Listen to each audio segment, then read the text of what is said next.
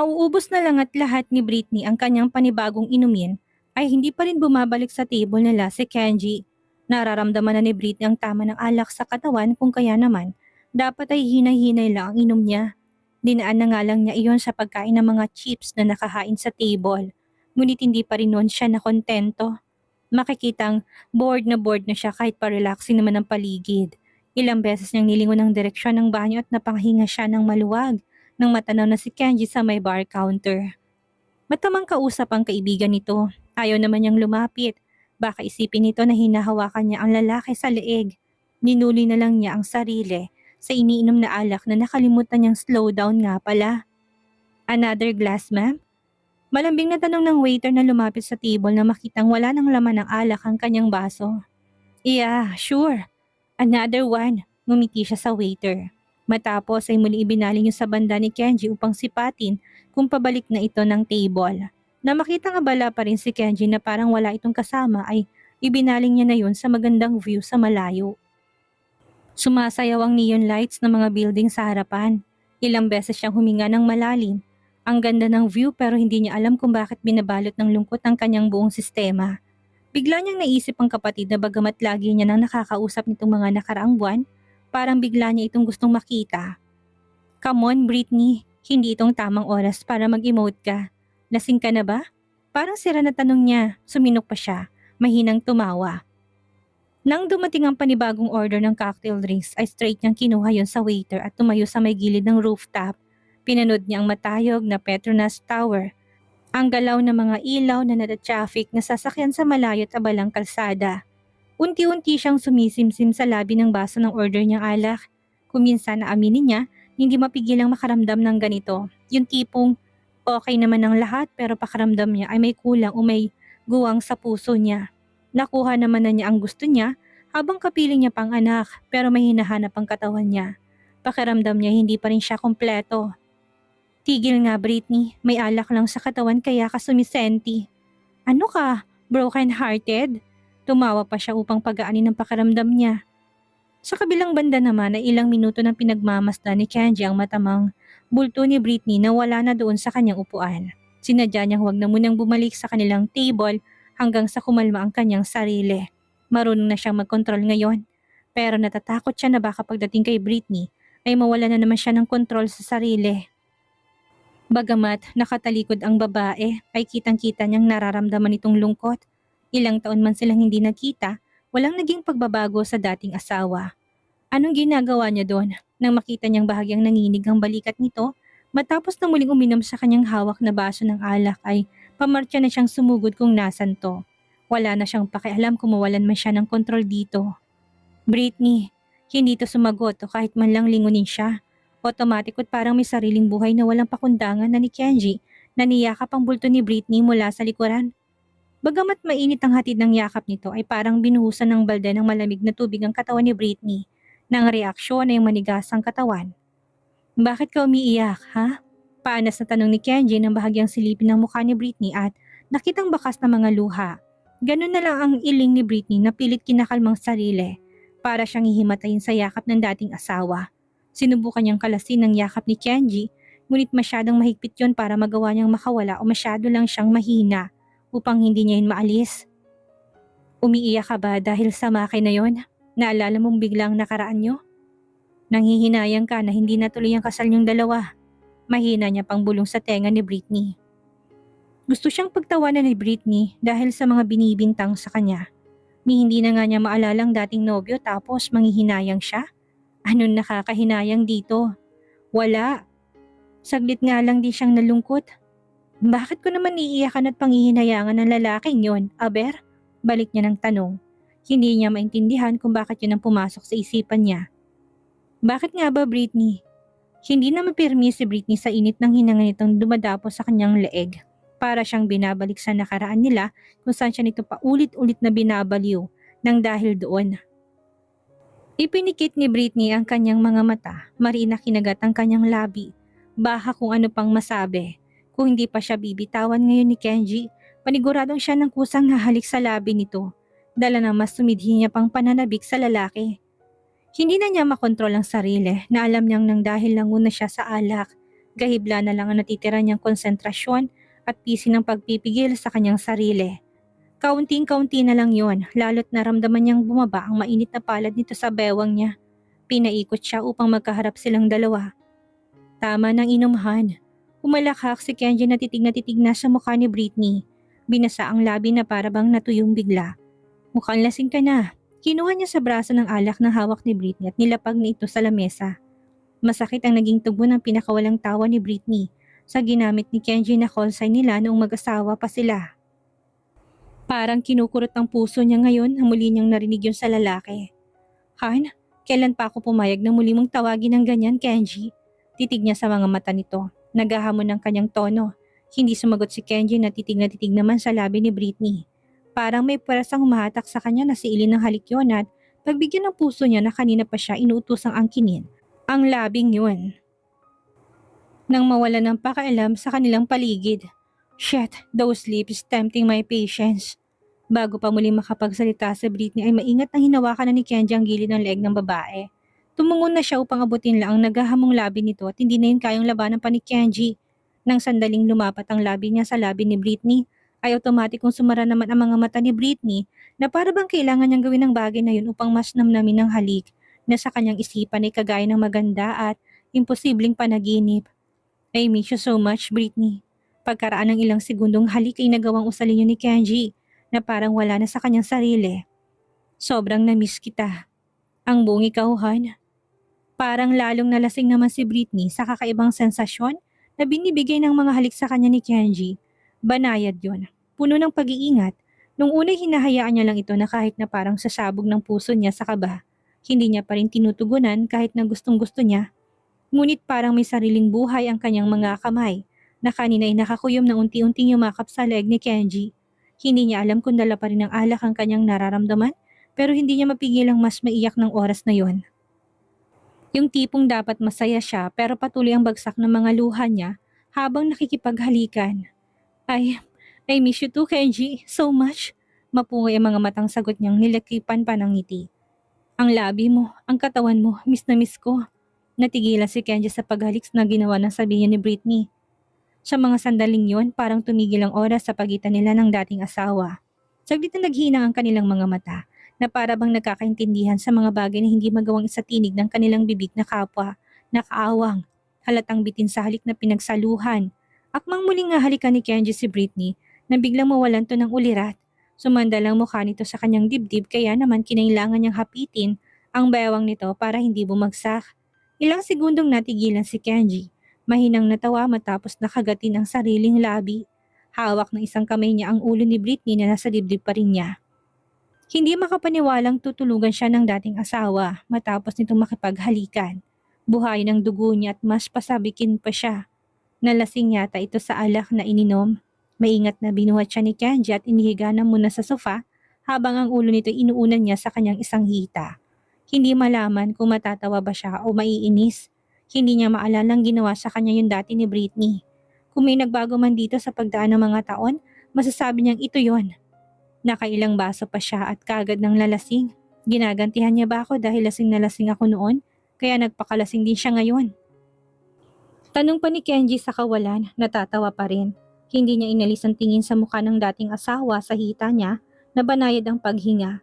Feel na feel niyang marahang hinaplos ang mukha nito habang marahang pinasadahan ng daliri ng isang kamay niya ang labing humalik sa mapula nitong labi. Bitin man, hindi pa rin mapawi ang mga ngiti niya. Sa naging tugon ni Britney, batid niya na malaki ang pag-asang magiging okay sila. Napakadaya mo naman, panagutan mo ko Britney. Binuhay mong dugo ko at laman tapos bigla mo akong tinulugan. Anong gagawin ko?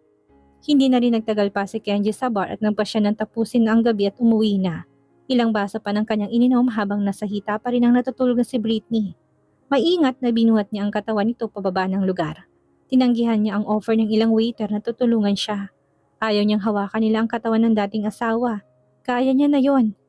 Ginisihan lang siya ng kaibigan na may-ari ng bar at sinamahan siya na maghintay ng taxi upang makauwi na rin sila ng townhouse. Binitin ka? Halatang mahal na mahal mo pa. Umahalakak lang si Kenji at hindi sumagot. Hindi naman tumigil ang pagmamahal niya kay Britney noon, kaya bakit niya ito itatanggi?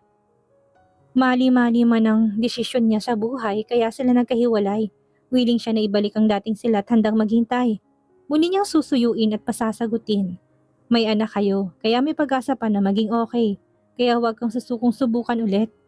Oo naman, pagbalik namin dito sa bar mo ay asawa ko na siya ulit. Mayabang na sagot niya. Kumaway lang ang nakangisi niyang kaibigan na makalula na sila ng taxi.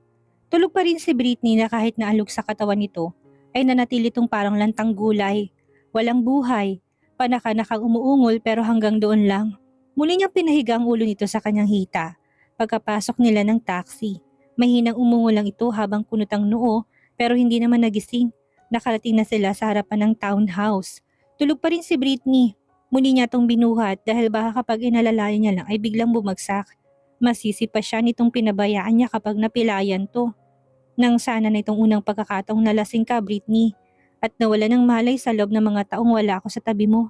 Sana hindi ka nagkaganito noong si Maki pang karelasyon mo. May bahid ng selos na sambit ni Kenji. Biglang naging curious kung paanong relasyon nila ni Maki. 11:30 pa lang iyon, hindi pa gaanong gabi pero sigurado ni Kenji na tulog ng mga maid nilang kasama. Yun ang buong akala niya dahil pagbukas niya ng main door ay bukas pang mga ilaw sa kabuuan ng bahay. Sa may pintuan pa lang ay napaayos na ng tayo si Kenji habang buhat pa rin ang katawan ni Britney ng bridal style. Nakita niya kasing magkasunod na lumabas ang dalawang bata. Mula sa kusina, buhat ang baso ng kanilang gatas. Halatang kagigising lang ng mga to. Kapwa na pa akong mga mata ng dalawang bata sa kanya. Sa mukha ng ina nilang tulog at lasing na namumula magkabilang pisngi. Muling bumalik yun sa mukha ni Kenji na biglang nag-init at para bang naumid ang dila. Yung pakiramdam na nahuli siya. What's wrong with mommy, daddy? Sinawang nabalot ng pag-alalang pares na mga mata. Nang marinig yon, ng dalawang maid na nasa kusina pa'y nagkukumahog na silang lumabas upang magulat lang sa kanilang nakita. Hindi nila mapigilang kiligin sa dating mag-asawa kaya nagpalitan sila ng makahulugan at may mali siyang mga tingin. Bagay na hindi nakatakas kay Kenji. Lasing kaya nakatulog. Sobrang inom ng alak. Explain ni Kenji na ibinalik ang mga mata kay Britney ng isang kamay na nakayakap na sa kanyang leeg na noon lang din niya napansin. Napaawang ang bibig ni Noah, lumapit na kay Kenji sinama ng Elsa at Tina na hindi alam kung anong gagawin. Gusto nilang kunin ang katawan ng among babae para sila na magdala sa kwarto. Ako na mag-aakyat sa kanya sa silid. Pagkasabi noon ay taas ang noong humakbang na si Kenji patungo ng hagdanan. Patungong taas. Nanginginig ang tuhod niya sa kaba pero nagawa niyang ikubli yon. Nilagpasan niyang dalawang maid na gulat pa rin. Daddy, susunod na kami ni Andrea sa'yo. Sigaw ni Noah na masiglang masigla ang boses. Sa gabing iyon, alam ng batang matutupad na ang matagal na niyang hiling. Matulog sila ng tabi-tabi sa isang kama. Andrea, bilisan mo na! Ubusin mo ng gata sa taakit na tayo sa room natin. Umarko sa isang masayang ngiti ang labi ni Kenji na marinig niya yon. Sa pananatili niya doon ng ilang araw, ni minsan hindi pa sila natulog sa isang silid. Lumapad pang ngiti niya dahil sa excitement, para na rin siyang kagaya ni Noah at Andrea. Hinihiling ang muli silang mabuo bilang pamilya. Sorry, you can't escape us tonight, Han. Ngisi ni Kenji na tila ba nanalo siya ng malaking halaga. Mahapdi ng mga mata ni Kenji pero hindi niya pa rin magawang makatulog. Paano ba naman kasi sa halip na nasa gilid siya at katabi na anak na si Noah? Pinilit siya nitong tumabi kay Britney na walang kamalay-malay sa nangyayari sa kanyang paligid. Kung sa ibang bata yun, ipagdadamot siya. Pero ibang mindset na meron na anak nilang si Noah. Daddy, doon ka dapat sa tabi ni Mommy. Hindi dito sa tabi ko. Pero Noah, gusto kitang makatabi. No, Daddy. Doon ka sa tabi ni Mommy. Gate nito na pilit nakipagtalo sa kanya. Upang hindi na humaba pa ang kanilang komosyon, ay hinayaan na lang niyang manalo ang anak.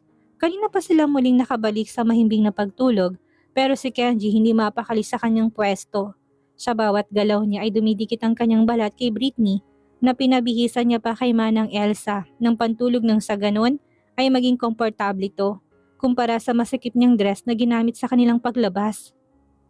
Ilang beses niyang mariin na ipinikit ang mga mata, ngunit patuloy pa rin siyang nagigising sa pabangong gamit ng asawang hinahanap-hanap ng kanyang ilong.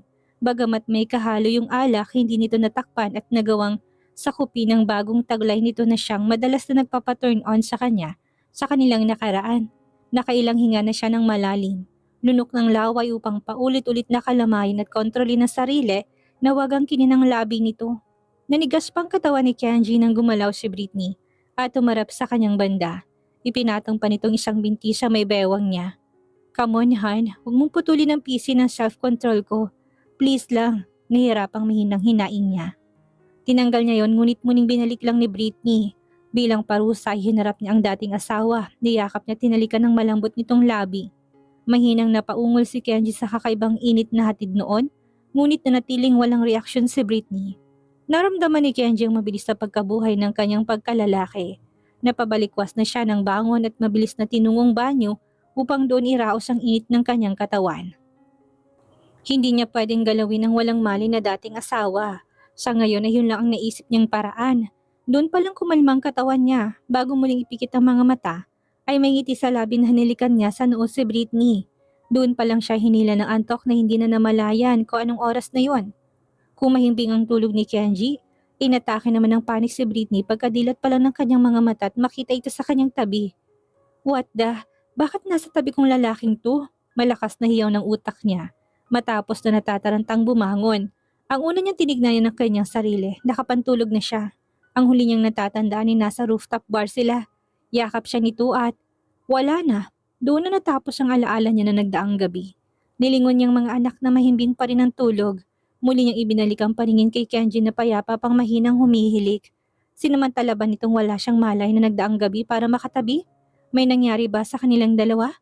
Pinakiramdaman niya ang private part niya. Malalaman niya naman yun kung meron dahil sa tagal na walang gumagalaw noon malamang ay makakaramdam siya kahit paano ng kakaiba. Wala naman, normal pa rin. Bakit tumabi lang ito? Kahit na, dapat hindi siya tumatabi sa akin. Matagal na kaming tapos. Bulong niya habang pababa ng hagdan. Pagdating niya ng kusina ay sinalubong siya ni Manang Elsa ng kakaibang ngiti. Doon niya naisip na alam kaya niya na tabi silang natulog ni Kenji. Ipinilig niyang ulo. Ayaw na niyang isipin pa yon dahil parang magigiba ang puso niya. Kamusta ang tulog mo, Madam Britney? Lumikot ang mga mata ni Britney. Hindi niya alam ko siya lang yun na tinutokso siya ni Manang Elsa dahil may alam ito. Okay naman, kakain na ako. Maaga akong pupunta ng klase ko. Oh, akala ko maghahatid kayo sa airport. Natigilan si Britney. Oo nga pala, paalis na si Kenji after lunch dahil mabuting puso niya nagpresenta siyang maghatid. Yup, babalik ako dito after ng lunch para ihatid siya sa airport. At ang mga bata, kasama bang maghahatid? Hindi, meron silang pasok. Makakabuti na rin yon. Ayokong pareho silang maglulupasay sa airport. Humahabol. Hindi na kumibo si Manang Elsa na may kakaibang multo ng ngiti sa kanyang labi. Hinainan na lang niya ng pagkain si Britney. Pagbalik ng babae, sa loob ng silid ay tulog pa rin ng tatlo. Inayos niyang kumot ng dalawang bata. Tumagal ang tingin niya kay Kenji. Isang malalim na buntong hininga ang kanyang pinakawalan. Mas masaya sana sila kung araw-araw ay ganong tanawin ang kanyang makikita. Kumpletong pamilya niya na alam niyang mahirap nang makuha. Tahimik siyang pumasok ng banyo matapos na kumuha ng kanyang susuoting damit. Tapos na lang siyang maligo at gumayak, tulog pa rin ang tatlo. Hinalikan niya sa pisngi ang mga anak. Muli niyang nilingon si Kenji. Wala sa sariling nahawakan niyang labi. Hindi niya alam kung bahagi lang ba ng kalasingan niya o guni-guni na nakahalikan niya ito. Sukat ang mga hakbang na umikot siya patungo sa may banda ni Kenji. Ilang segundo pang tinitigan ito. Tumagal ang mga mata niya sa nakatikom nitong bibig. Naglalaro sa kanyang isipan kung nanakawan niya ba ito ng halik habang tulog. Mamaya kapag hinatid niya ito ng airport, malamang hindi niya magagawa yun kahit nang yakapin niya to. Bahala na. Mahimbing ang tulog niya. Hindi naman siguro siya magigising. Kumbinsin niya sa sarili at yumuko na.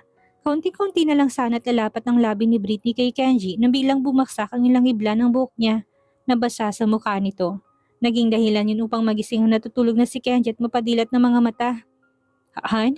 Bigla nataranta si Britney na out of balance nang dahil sa sobrang gulat. Bumagsak siya sa katawan ni Kenji na kagad nang niyakap ang katawan upang hindi siya mahulog kung sakali sa kama. Kapwa na nahigit na nilang hininga. I'm just checking kung humihinga ka pa. Palusot ni Britney habang pulang-pulang kanyang mukha. Isang ngiti ang sumilay sa labi ni Kenji. Nakayakap pa rin ng isang kamay niya sa katawan ni Britney na nasa ibabaw pa rin niya. Namumungay ng mga mata niya na halatang inaantok pa pero dahil sa nangyari ay nagising ang bawat himaymay niya. Damang-dama ng lalaki ang pintig ng kanilang puso na halos sabay ang mabilis na pagkabog. Bitawan mo ko at papasok na ako sa trabaho. Angin ni Britney na kasing pula ng hinog na kamatis ang mukha. Hindi siya pinansin ni Kenjing niyakap pa sa katawan niya ang isang braso. Nanunuksong multo ng mga ngiti nito habang pilit na dinidilat ang inaantok pa nitong mga mata na parang nasisilaw sa liwanag. Hindi pwede. Madaya ka na nga kagabi dahil tinilugan mo kong bigla sa bar. Matapos mong gantihan ng mga halik ko. Gaano kahirap sa akin yun ha? Hindi ako papayag ngayon na tatakasan mo ko ulit.